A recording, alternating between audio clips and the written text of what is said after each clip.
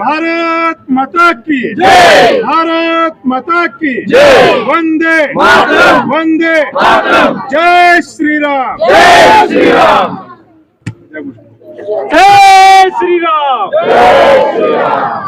छत्रपती शिवाजी महाराज की जय, वीर छत्रपती संभाजी महाराज की जय, भारत माता की जय, जय श्रीराम, जय श्रीराम। प्रभाग क्रमांक 12 आज कलावती नगर या भागामध्ये रॅली होती आणि त्या रॅलीच्या माध्यमातून लोकांचा अतिशय चांगला प्रतिसाद आम्हाला या ठिकाणी आणि आशीर्वाद या ठिकाणी आम्हाला लोकांनी दिलेला आहे। कामाच्या जोरावर आणि त्यांच्या आशीर्वादाने या ठिकाणी आमचा विजय हे निश्चित आहे। आमदार देवेंद्रदादा कोटे यांच्या माध्यमातून आज जवळपास 1 वर्षाच्या आत 100-125 कोटीचे कामं या ठिकाणी सोलापूर मध्ये चालू झालेले आहेत आणि पूर्वी मी जे ड्रेनेज लाईन आणि रस्ते या ठिकाणी केलेत त्यांच्या जोरावर आणि नागरिकांचे एकदम चांगल्या पद्धतीने या ठिकाणी सोय केली आहे, त्याबद्दल त्यांचा आशीर्वाद निश्चित या ठिकाणी आम्हाला लाभलेला आहे आणि आमचा पॅनलचा विजय हा निश्चित आहे। आज प्रभाग क्रमांक 12 मध्ये भारतीय जनता पार्टीच्या 4ही उमेदवारांसाठी होम टू होम प्रचार सुरू आहे। गेल्या 3-4 दिवसापासून या पद्धतीने ज्या नागरिकांच्या प्रत्यक्ष भेटी घेतल्या जात आहेत किंवा कॉर्नर बैठका घेतल्या जातात त्याच्यामध्ये खूप चांगला प्रतिसाद या भागातून मिळतोय।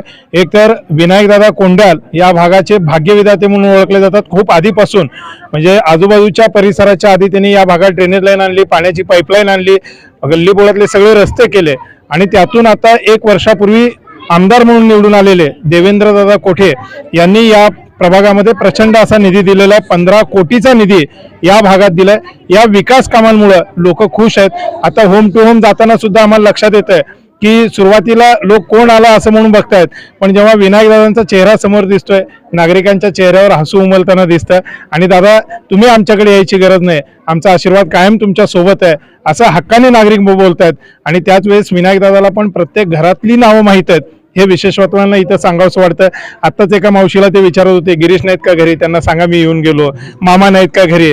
प्रत्येक ठिकाणी प्रत्येक घरातल्या माणसाशी त्यांचा जो ऋणानुबंध जोडलाय त्या जोरावर आणि देवेंद्रदादा आणि विनायकदादांनी मिळून केलेल्या विकास कामांच्या जोरावर इथले 4ही उमेदवार विनायकदादा कोंड्याल, सारिकाताई खजुर्गी, अर्चनाताई वडनाल आणि आमचे सिद्धेश्वरजी कमटम हे 4ही उमेदवार प्रचंड बहुमताने निवडून येतील आणि जसा मतांचा आशीर्वाद या भागातले नागरिक देतील आम्हा सगळ्या नागरिकांना अपेक्षा आहे की या भागाला मोठं पद महानगरपालिकेतलं हमखास मिळेल। त्यासाठी आम्ही देवेंद्रदादांकडे नक्की आग्रह करू हेही या निमित्तानं सांगतो।